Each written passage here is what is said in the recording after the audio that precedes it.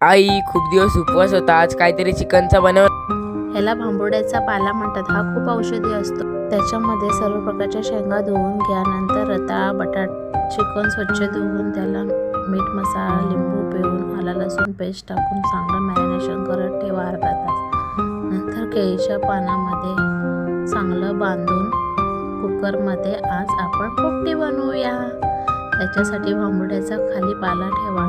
नंतर रताळा, बटाटा, स्वीट कॉर्न, थोडं पाणी टाका.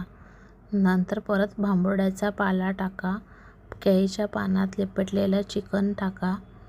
वरून शेंगा टाका आणि परत भांबुर्ड्याचा पाला टाकून कुकरला 3 शिट्ट्या घ्या.